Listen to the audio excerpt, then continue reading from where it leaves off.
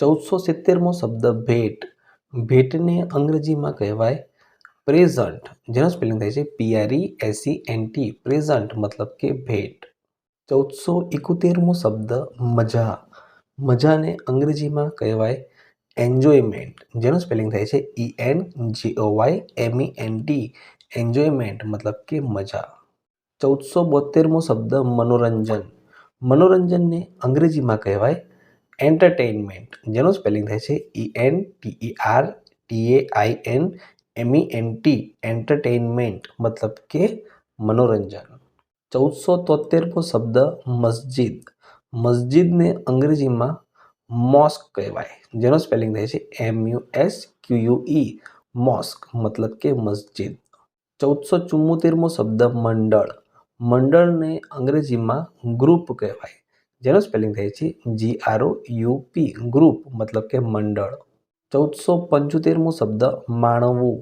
માણવુંને અંગ્રેજીમાં two enjoy કહેવાય. Two એન્જોયનું spelling થાય TOTOENJOY, ટુ એન્જોય મતલબ કે માણવું. 1476મો શબ્દ માસિક. માસિકને અંગ્રેજીમાં મંથલી કહેવાય. મંથલીનું સ્પેલિંગ થાય MONTHLY, મંથલી મતલબ કે માસિક.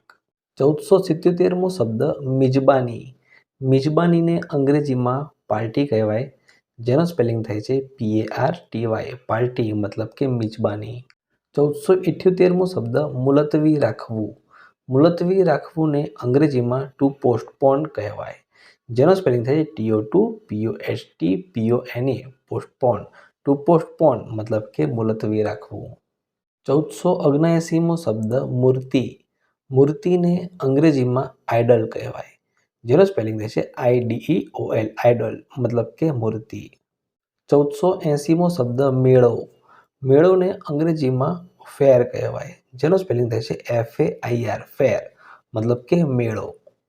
1481મો શબ્દ મહેંદી. મહેંદીને અંગ્રેજીમાં હિના કહેવાય, જેનો સ્પેલિંગ થાય HENNA, હિના મતલબ કે મહેંદી.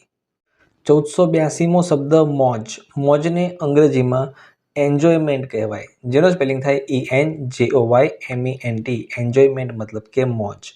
1483મો શબ્દ રક્ષાબંધન. રક્ષાબંધનને અંગ્રેજીમાં હિન્દુ ફેસ્ટિવલ કહેવાય, જેનો સ્પેલિંગ થાય HINDUFESTIVAL, હિન્દુ ફેસ્ટિવલ મતલબ કે રક્ષાબંધન. 1484મો શબ્દ મિત્રો રમઝાન. રમઝાનને અંગ્રેજીમાં રામાદાન કહેવાય, જેનો સ્પેલિંગ થાય RAMADAN, રમાદાન મતલબ કે રમઝાન.